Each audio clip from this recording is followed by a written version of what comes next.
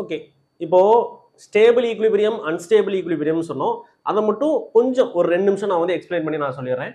இப்போ நான் வந்து ஸ்டேபிள் ஈக்குலிபிரியம்னு சொன்னது வந்து இந்த பொசிஷனை, இது வந்து அன்ஸ்டேபிள் ஈக்குலிபிரியம் அப்படின்னு சொல்லியிருந்தேன். ரைட்டா? இப்போ நம்ம ஸ்டேபிள் அன்ஸ்டேபிள் ஈக்குலிபிரியம் அப்படின்னா ஃபர்ஸ்ட் வந்து என்னன்னு சொல்லி நம்ம டிஃபரன்ஷியேட் பண்ண கத்துக்கணும். இப்போ ஏதோ ஒரு ஆப்ஜெக்ட் நம்மளுக்கு வந்துட்டு நீங்க வந்து ஏதோ ஒரு பொசிஷன்ல இருக்கு அப்படின்னு வச்சுக்கோங்க. நம்மளுக்கு இப்போ ஃபார் எக்ஸாம்பிள் ஒன்றும் இல்லை, இப்போ நீங்கள் வந்து ஒரு சிம்பிள் பெண்டுலம் வந்து நடுவில் நம்மளுக்கு தொங்கிக்கிட்டு இருக்கு, ஒரு மாசம் வந்து நடுவில் தொங்கிக்கிட்டு இருக்கு. இப்போ அந்த மாசம் வந்து நீங்கள் அப்படியே கொண்டு போய் இந்த இடத்துல வச்சு நீங்கள் விட்டுட்டீங்க அப்படின்னா அது நம்மளுக்கு கொஞ்சம் நேரம்க்கு அப்புறமா மறுபடியும் அதே இடத்துக்கு திருப்பி வந்துடும். அப்போ வந்து இட் இஸ் அது வந்து எப்படி திருப்பி அதையோட ஒரிஜினல் பொசிஷனுக்கு அது வருது. அப்போ நம்ம அதை வந்து ஸ்டேபிள் ஈக்குலிபிரியம் அப்படின்னு சொல்லலாம். இல்லை இந்த இந்த இப்போ நான் வந்து இதை இப்படி வச்சிருக்கிறேன், இப்போ வந்து இது ஸ்டேபிள் ஈக்குலிபிரியம்ல இருக்கு. இப்போ நான் இங்க வந்து வச்சு இப்போ இந்த மாதிரி நான் வச்சிருக்கிறப்போ இது நான் இப்படி எடுத்து கொண்டு போய் இங்க வைக்கிறப்ப இது இப்படியே நின்றுச்சு அப்படின்னா பிரச்சனை இல்லை. ஆனா மறுபடியும் இப்படி வருது பாத்தீங்களா, இங்க போயிட்டு மறுபடியும் இங்க வருது. இப்போ சிம்பிள் பெண்டுலம் மாதிரி இங்க போகுது மறுபடியும் இங்க வருது. அப்ப இங்க போயிட்டு திருப்பி அதோட ஒரிஜினல் பொசிஷனுக்கே அது ரிட்டர்ன் வருதுன்னா அதை வந்து நம்மளுக்கு ஸ்டேபிள் ஈக்குலிபிரியம் அப்படின்னு சொல்லுவோம். 11th ஸ்டாண்டர்ட்ல நம்ம படிச்ச ஒரு விஷயம் தான். அதனோட பொசிஷன்ல இருந்து நீங்க டிஸ்டர்பன்ஸ் கொடுத்தீங்கன்னா அது வந்து ஒரிஜினல் பொசிஷனுக்கு திருப்பி வந்துருச்சுன்னா அது வந்து நம்மளுக்கு ஸ்டேபிள் ஈக்குலிபிரியம். இல்ல நம்மளுக்கு வந்து அந்த ஒரிஜினல் பொசிஷனுக்கு திருப்பி வரவே இல்லை அப்படின்னா அதை நம்ம வந்து அன்ஸ்டேபிள் ஈக்குலிபிரியம் அப்படின்னு சொல்லலாம். இப்போ நம்ம ஸ்டேபிள் ஈக்குலிபிரியம் அப்படிங்கிறப்ப நம்மளுக்கு வந்து இந்த இடத்துல ஃபார் எக்ஸாம்பிள் நான் வந்து என்ன சொல்லியிருக்கிறேன்னா இங்க இப்படி நான் வந்து ஒரு டைபோல் நான் வச்சிருக்கிறேன், ஒரு மைனஸ் சார்ஜ் ஒரு பிளஸ் சார்ஜ், சரியா? அப்போ இந்த மாதிரி நான் ஒரு டைபோலை வச்சிருக்கிறேன். எலக்ட்ரிக் ஃபீல்ட் இந்த டைரக்ஷன்ல இருக்கு. நம்மளுக்கு வந்து டார்க்கோட ஃபார்முலா என்ன? B E sin theta. ஸோ பிக்கும் ஈக்கும் நடுவில் இந்த ஒரு ஆங்கிள் தான் நம்மளுக்கு தீட்டா அப்படின்னு சொல்லுவோம். பி வெக்டார் எப்படி இருக்கு? மைனஸ்ல இருந்து பிளஸ் பக்கமா இருக்கு. அப்பனா நம்மளுக்கு இந்த டைரக்ஷன்ல நம்மளுக்கு பி வெக்டார் இருக்கு. அப்ப பிளஸ் கியூனால ஆக்ட் ஆகக்கூடிய ஃபோர்ஸ் எந்த டைரக்ஷன்ல இருக்கும்? இந்த டைரக்ஷன்ல இருக்கும். F plus Q. இது நம்மளுக்கு இந்த டைரக்ஷன்ல இருக்கும், எஃப் மைனஸ் கியூ. எப்படி சார் இது ரெண்டும் நம்மளுக்கு இந்த டைரக்ஷன்ல இருக்கு அப்படின்னா நீங்க எலக்ட்ரிக் ஃபீல்டோட டைரக்ஷன் வச்சு நம்ம கண்டுபிடிச்சிடலாம். எலக்ட்ரிக் ஃபீல்டோட டைரக்ஷன்லயே நம்மளுக்கு சேம் டைரக்ஷன்ல இருந்தா அது பாசிட்டிவ் சார்ஜ், எலக்ட்ரிக் ஃபீல்டோட டைரக்ஷனுக்கு ஆப்போசிட் டைரக்ஷன்ல இருந்தா அது நெகட்டிவ் சார்ஜ், சரியா? இல்லைன்னா நம்ம வந்து இப்படி சொல்லலாம், இங்கிட்டு நம்மளுக்கு வந்து எலக்ட்ரிக் ஃபீல்ட் லைன்ஸ் எப்படி இருக்குன்னு பார்த்தா இங்க நம்மளுக்கு பிளஸ் சார்ஜ் இருக்கு, இங்க நம்மளுக்கு மைனஸ் சார்ஜ் இருக்குங்கிற மாதிரி. ஏன்னா நம்மளுக்கு வந்து எலக்ட்ரிக் ஃபீல்ட் லைன்ஸ் இந்த பக்கமா நம்மளுக்கு போகுது. அப்போ இங்க பிளஸ் சார்ஜ் இருந்தா தான் எலக்ட்ரிக் ஃபீல்ட் லைன்ஸ் அவுட்வர்ட்ஸா இருக்கும், இங்க மைனஸ் சார்ஜ் இருந்தா தான் எலக்ட்ரிக் ஃபீல்ட் லைன்ஸ் அப்படி இன்வர்ட்ஸா என்டர் ஆகிற மாதிரி இருக்கும். அப்ப நம்மளுக்கு இங்க ஒரு மைனஸ் சார்ஜ், இது மைனஸ், இது பிளஸ், இது மைனஸ், ஸோ அட்ராக்ஷன் நடக்கும். இங்க ஒரு பிளஸ், இது ஒரு மைனஸ், ஸோ அட்ராக்ஷன் நடந்தா நம்மளுக்கு அட்ராக்ட் ஆகிற டிசைல இருக்கு. அப்போ இப்போ நம்மளுக்கு வந்து இந்த இந்த ஃபோர்ஸ் என்ன பண்ணும்? அப்படியே நம்மளுக்கு இங்கிட்டு இழுக்கும். இந்த ஃபோர்ஸ் என்ன பண்ணும்? இங்கிட்டு இழுக்கும். அப்போ நம்மளுக்கு இனிஷியலா இப்படி இருந்திருக்கு, இந்த மாதிரி இருந்திருக்கு. அப்போ கொஞ்சம் கொஞ்சமா நம்மளுக்கு அப்படியே ரொட்டேட் ஆகி அதோட இந்த பொசிஷனுக்கு வந்துடும். ஸோ இந்த பொசிஷனுக்கு வந்துட்டா நம்மளுக்கு டார்க் என்ன ஆகும்னு சொல்லியிருக்கிறேன், டார்க் 0 ஆகும்.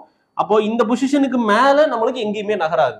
அப்போ நீங்க இந்த பொசிஷன்ல இருந்திருக்கு ஸ்டார்டிங்ல, நீங்க அதை கொண்டு வந்து இப்படி வச்சிட்டீங்க, இந்த டயக்ராம்ல வரைஞ்சிருக்கோமா, இப்படி கொண்டு வந்து வச்சிட்டீங்கன்னா டார்க் ஆக்ட் ஆகி கொஞ்சம் கொஞ்சமா அதோட ஒரிஜினல் பொசிஷனுக்கு கொண்டு போய் நிப்பாட்டிடும். அதுதான் நம்மளுக்கு ஸ்டேபிள் ஈக்குலிபிரியம். இது 360 டிகிரில இருந்தாலுமே இது நடக்கும். அப்ப ஸ்டேபிள் ஈக்குலிபிரியம்.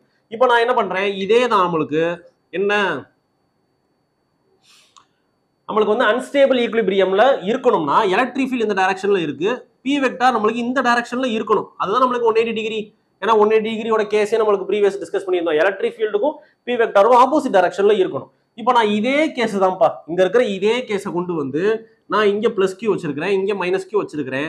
நம்மளுக்கு டைபோல் மொமெண்டோட டைரக்ஷன் இப்படி இருக்கு, சரியா? அப்ப இங்கேயும் சரி எனக்கு ஃபோர்ஸ் இந்த டைரக்ஷன்ல தான் ஆக்ட் ஆகும், இந்த ஃபோர்ஸ் இந்த டைரக்ஷன்ல தான் ஆக்ட் ஆகும். அப்ப என்ன பண்ணும், அது மறுபடியும் கொஞ்சம் கொஞ்சமா கொண்டு போய் அது இங்க இந்த இடத்துல ஒரு பிளஸ் கியூ சார்ஜ் இருக்கிற மாதிரியும் இந்த இடத்துல ஒரு மைனஸ் கியூ சார்ஜ் இருக்கிற மாதிரியும் தான் கொண்டு போய் நிப்பாட்டும். நீங்க வந்து 180 டிகிரில இந்த மாதிரிலாம் வந்து நம்மளுக்கு நடக்காது. இல்லைன்னா நான் வந்து எப்படி சொல்ல வரேன், இனிஷியலா நம்மளுக்கு இந்த சார்ஜ் இதெல்லாம் விட்டுட்டு ரொம்ப சிம்பிளான ஒரு அண்டர்ஸ்டாண்ட் பண்றதுக்கு ஒரு கான்செப்ட் என்னன்னா, இப்போ இனிஷியலா எலக்ட்ரிக் ஃபீல்ட் இந்த டைரக்ஷன்ல இருந்திருக்கு, நான் வந்து டைபோல இங்க மைனஸ் கியூ சார்ஜ் இங்க பிளஸ் கியூ சார்ஜ் நான் வச்சிருக்கிறேன், இப்படி டைபோல வச்சிருக்கிறேன். அப்ப டைபோல் மொமெண்ட் எனக்கு எப்படி இருக்கும், இந்த டைரக்ஷன்ல தானே இருக்கும், இந்த டைரக்ஷன்ல தான் டைபோல் மொமெண்ட் இருக்கு, மைனஸ்ல இருந்து பிளஸ். இப்போ இனிஷியலா இப்படிதான் இருந்திருக்கு. நான் என்ன பண்றேன், இதை அப்படியே கொஞ்சம் அப்படியே டில் பண்ணி இங்க பிளஸ் கியூ சார்ஜ் இருக்கிற மாதிரியும் ஒரு மைனஸ் சார்ஜை இங்க இருக்கிற மாதிரி நான் வச்சுட்டேன், மைனஸ் சார்ஜ் இங்க இருக்கிற மாதிரி வச்சுட்டேன், இப்படி வச்சுட்டேன். சரியா? இப்படி இருந்த ஒரு கான்ஃபிகரேஷன் அப்படியே கொஞ்சம் டில்ட் பண்ணி இங்க கொண்டு போனா எப்படி இருக்குமோ அந்த மாதிரி நான் வச்சுட்டேன். வச்சாச்சு. வச்சதுக்கு அப்புறம் ஃபோர்ஸ் எப்படி ஆக்ட் ஆகும், அது எங்க கொண்டு போய் நிப்பாட்டும்னு சொல்லி பாருங்க. ஃபோர்ஸ் எப்படி ஆக்ட் ஆகும், இங்க ஒரு ஃபோர்ஸ் ஆக்ட் ஆகும், இங்க ஒரு ஃபோர்ஸ் ஆக்ட் ஆகும். அப்ப அது எப்படி டைபோல் ரொட்டேட் பண்ணும், இங்க இருந்து நம்மளுக்கு மறுபடியும் அப்படியே இங்க கொண்டு போயிடும். இந்த பிளஸ் கியூ சார்ஜ் இங்க போயிடும், இந்த மைனஸ் கியூ சார்ஜ் இங்க வந்துடும். ஆனா ஏற்கனவே இருந்த இடத்துக்கு அது வந்திருக்கா, வரல. அப்ப இதுதான் நம்மளுக்கு அன்ஸ்டேபிள் ஈக்குலிபிரியம். புரிஞ்சதா? ஈஸியா புரிஞ்சிருக்கும்னு நினைக்கிறேன். அப்போ நம்மளுக்கு பொசிஷன்ஸை வச்சு நம்ம சொல்லியாச்சு. இப்போ இன்னும் ஒன்னே ஒண்ணு மட்டும் நம்மளுக்கு புக்ல எக்ஸ்பிளைன் பண்ணிருப்பாங்க. என்னன்னா இன்க்ரீசிங் ஃபீல்டு டிக்ரீசிங் ஃபீல்டுன்னு சொல்லிட்டு ஒண்ணு. அது ஒரு சின்ன டாபிக் தான், ஒரு 2 நிமிஷத்துல முடிச்சிடலாம். சரி, இதுதான் நம்மளுக்கு இப்போ கொஸ்டினா கொடுத்துருப்பாங்க. What happens when dipole placed in நான் யூனிஃபார்ம் ஃபீல்டு. யூனிஃபார்ம் ஃபீல்ட்ல இருக்கிறப்போ நம்மளுக்கு என்னென்ன நடக்கும் அப்படிங்கிறத டிஸ்கஸ் பண்ணியாச்சு. இப்போ நம்மளுக்கு பொசிஷன்ஸை வச்சு சொன்னது, ஸ்டேபிள் அன்ஸ்டேபிள் எல்லாமே நம்ம வந்து சொன்னது யூனிஃபார்ம் ஃபீல்டை பொறுத்த வரைக்கும். அப்போ நான் யூனிஃபார்ம் ஃபீல்டில் என்ன நடக்கும்? நான் யூனிஃபார்ம் ஃபீல்டில் ஏற்கனவே நம்மளுக்கு நெட் ஃபோர்ஸ் மட்டும் நம்மளுக்கு எப்படி இருக்கும் அப்படின்னு சொல்லியாச்சு. நெட் ஃபோர்ஸ் மட்டும் நம்மளுக்கு எப்படி இருக்கும்னா நம்மளுக்கு ஜீரோவா இருக்கும். அது ஜீரோவா இருக்காது. நம்மளுக்கு நெட் ஃபோர்ஸ் ஏதோ ஒரு ஃபோர்ஸ் இருக்கும் அப்படின்னு சொல்லியிருந்தோம். ஆனா யூனிஃபார்ம் ஃபீல்டுல ஃபோர்ஸ் நம்மளுக்கு ஜீரோவா இருக்கும். ஆனா டார்க் நம்மளுக்கு நாட் ஈக்குவல்ஸ் டு ஜீரோவா இருக்கும். இப்போ நம்மளுக்கு நான் யூனிஃபார்ம் ஃபீல்டுல நம்மளுக்கு ஒன்னே ஒன்று மட்டும் நம்ம கண்டுபிடிச்சிருக்கிறோம். என்னன்னா ஃபோர்ஸ் நம்மளுக்கு இங்க ஜீரோவா இல்ல, இங்க நம்மளுக்கு ஜீரோவா இருக்கு, இங்க ஃபோர்ஸ் நம்மளுக்கு ஜீரோவா இல்ல. மற்றபடி டார்க்குங்கிறது ரெண்டு இடத்துலயுமே நம்மளுக்கு டார்க்குங்கிறது நம்மளுக்கு நான் ஜீரோவா தான் இருக்கும். சரி, ஓகே. இப்போ நம்மளுக்கு எலக்ட்ரிக் ஃபீல்டு நம்மளுக்கு இந்த மாதிரி இருக்கு. எலக்ட்ரிக்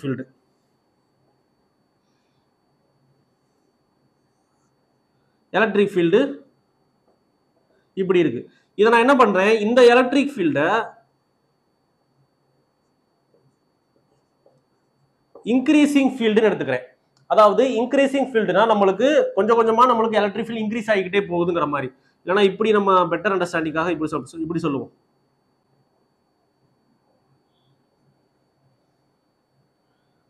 ஓகே, இப்போ இன்க்ரீசிங் ஃபீல்டுனா வேற ஒன்றும் கிடையாது. நம்மளுக்கு வந்துட்டு E1 அப்புறம் கடைசியா இருக்கிறது E5. இதுல யார் கிரேட்டரா இருப்பான்னா E5 நம்மளுக்கு கிரேட்டரா இருக்கும். அப்பனா E1 இது நம்மளுக்கு லெஸ்ஸரா இருக்கு, இது லெஸ்ஸரா இருந்து அதுக்கப்புறமா நம்மளுக்கு ஒவ்வொரு பாயிண்ட்லயுமே எலக்ட்ரிக் ஃபீல்டு நம்மளுக்கு இன்க்ரீஸ் ஆகிட்டே போகுது. கடைசியில E5ல நம்மளுக்கு மச் கிரேட்டரா இருக்கு. அப்ப E1ல நம்மளுக்கு இந்த பாயிண்ட் E1 நம்மளுக்கு ஸ்மாலா இருக்கு, E5 நம்மளுக்கு லார்ஜா இருக்கு. இப்ப டைபோல நான் இன்க்ரீசிங் ஃபீல்டுல நான் பிளேஸ் பண்ணிருக்கணும்னா டைபோலோட டைரக்ஷன் எப்படி இருந்திருக்கணும்? இந்த இடத்துல மைனஸ் கியூ சார்ஜ் இருக்கணும், இந்த இடத்துல பிளஸ் கியூ சார்ஜ் இருக்கணும். அப்பனாதான் நம்மளுக்கு டைபோல் டைரக்ஷன் மைனஸ்ல இருந்து பிளஸ் இந்த டைரக்ஷன்ல இருந்திருக்கும். அப்ப இன்க்ரீசிங் ஃபீல்டோட டைரக்ஷன் என்ன, அதுவும் நம்மளுக்கு இந்த பக்கமா தான் இன்க்ரீஸ் ஆகிட்டே போகுது, டைபோல் இந்த பக்கமாவே இன்க்ரீஸ் ஆகிட்டே போகுது. ஆனா இது நம்மளுக்கு நான் யூனிஃபார்ம் ஃபீல்டு. ஏன்னா யூனிஃபார்ம் ஃபீல்டுனால என்ன, எல்லா E1 E2 E3 E4 எத்தனை பாயிண்ட் எடுத்தாலுமே யூனிஃபார்ம் ஃபீல்டா இருந்தா எல்லாமே நம்மளுக்கு சேமா இருக்கணும். இங்க நான் யூனிஃபார்ம் ஃபீல்டுங்கிறதுனால தான் ஒன்னு சிறுசு ஒன்னு நம்மளுக்கு பெருசு அப்படிங்கிற கண்டிஷன்ஸ் எல்லாம் வருது. இப்போ எலக்ட்ரிக் ஃபீல்ட்ல வந்து நம்மளுக்கு இன்க்ரீசிங் எலக்ட்ரிக் ஃபீல்ட் இந்த செட்டப்ல வச்சிருக்கோம். இப்படி இருக்கிறப்ப டைபோல் வந்து எப்படி நம்மளுக்கு ஆக்ட் ஆக ஆரம்பிக்கும், இல்ல டைபோல் எப்படி மூவ் ஆகும் அப்படி சொல்லி நம்ம கால்குலேட் பண்ணலாம். இப்போ நெட் ஃபோர்ஸ் எப்படி இருக்கும்? நெட் ஃபோர்ஸோட equation QE vector minus QE vector அப்படின்னு சொல்லி நம்ம போட்டோம். இது நம்மளுக்கு பிளஸ் சார்ஜ்னால, இது நம்மளுக்கு மைனஸ் சார்ஜ்னால. இப்போ இந்த Qங்கிறது நம்மளுக்கு வந்து சேம் சார்ஜஸ் தான், பிரச்சனை கிடையாது. ஆனா இந்த இந்த நம்மளுக்கு எப்படி இருக்குன்னு சொல்லி பார்க்கணும். இப்போ இது நம்மளுக்கு பிளஸ் சார்ஜா, இங்க இருக்கிறது பிளஸ் சார்ஜ்னால இருக்கிற ஃபோர்ஸ், இது மைனஸ் சார்ஜ்னால இருக்கிற ஃபோர்ஸ். இதுல பிளஸ் சார்ஜ்னால இருக்கிற ஃபோர்ஸ் இந்த இடத்துல இருக்கு. அப்போ அப்ராக்சிமேட்டா அது எந்த இடத்துல இருக்குன்னு பாருங்க, E5க்கு பக்கத்துல தான் இருக்கு பிளஸ் சார்ஜ். அப்ப இங்க எலக்ட்ரிக் ஃபீல்ட நம்ம E5 அப்படின்னு சொல்லி வச்சுக்கலாம். அங்க நம்மளுக்கு QE மைனஸ் சார்ஜ் கிட்டத்தட்ட நம்மளுக்கு E1 பக்கத்துல தான் இருக்கு, E1 பக்கத்துல தான் இருக்கு.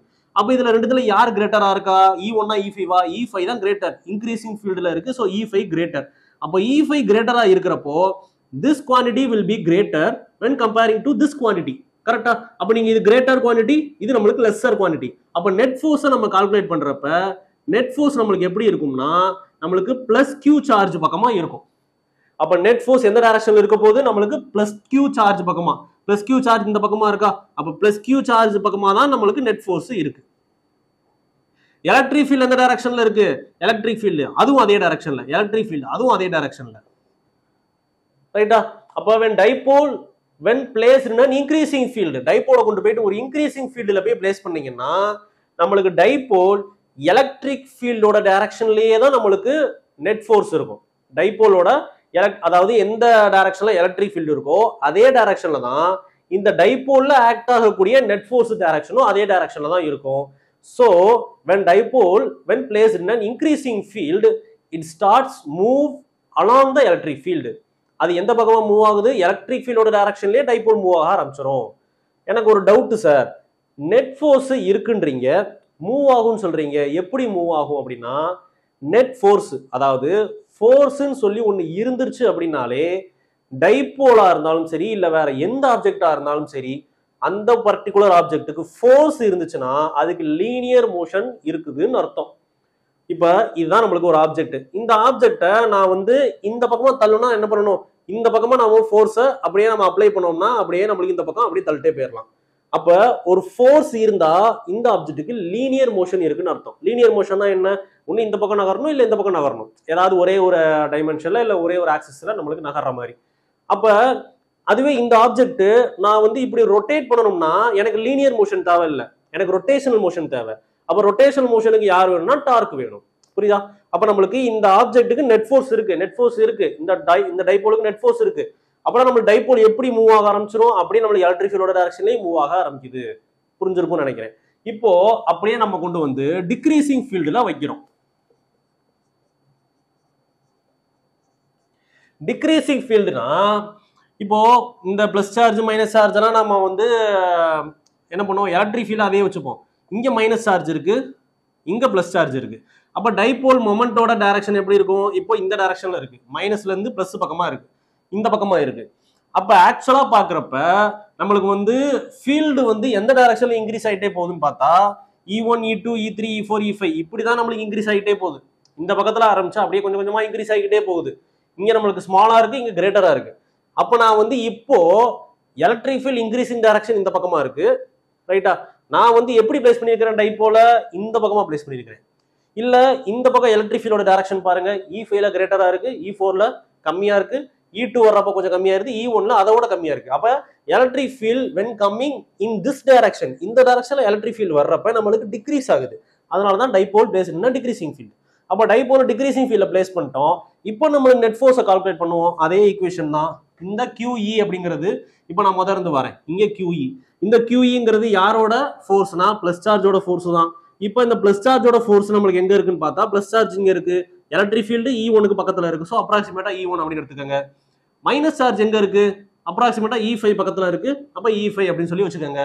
இந்த Qவும் இந்த Qவும் நம்மளுக்கு மேக்னிடியூடே சேமா இருக்கும் போது அதை விட்டுருங்க. E1 E5ல யார் கிரேட்டரா இருப்பா? E5 தான் கிரேட்டரா இருக்கும். E5 கிரேட்டரா இருக்கு. அப்ப இந்த குவான்டிட்டி தான் இப்போ நம்மளுக்கு larger quantity when comparing to this quantity. போன இடத்துக்கு அப்படியே ஆப்போசிட். அப்ப நம்மளுக்கு இது லார்ஜர் குவான்டிட்டியா இருந்தா நம்மளுக்கு இப்ப நெட் ஃபோர்ஸ் யார் டைரக்ஷன்ல இருக்கும்? நம்மளுக்கு வந்துட்டு மைனஸ் டைரக்ஷன்ல இருக்கும். ஏன்னா இது யாரோட ஃபோர்ஸ்? மைனஸோட ஃபோர்ஸ். அப்ப மைனஸோட ஃபோர்ஸ் மைனஸ் டைரக்ஷன்ல இருக்கு அப்படின்னு அர்த்தம். புரிஞ்சதா? அப்போ இப்ப நம்மளுக்கு கிட்டத்தட்ட நம்மளுக்கு டிக்ரீசிங் ஃபீல்ட்ல வைக்கிறப்ப நம்மளுக்கு டைபோல கொண்டு போயிட்டு ஒரு டிக்ரீசிங் ஃபீல்ட்ல வச்சா அந்த டைபோல் நம்மளுக்கு எலக்ட்ரிக் ஃபீல்டுக்கு ஆப்போசிட் டைரக்ஷன்ல நம்மளுக்கு ஆக்ட் ஆக ஆரம்பிச்சிடும். எனக்கு ஒரு டவுட் சார், போன இடத்துல நெட் ஃபோர்ஸோட டைரக்ஷனை போட்டு காமிச்சிங்க, இந்த இடத்துல போட்டு காமிக்கலன்னா சிம்பிள். இந்த இடத்துல நெட் ஃபோர்ஸோட டைரக்ஷன் எப்படி இருக்கும்னா it will be along this direction. முடிஞ்சது.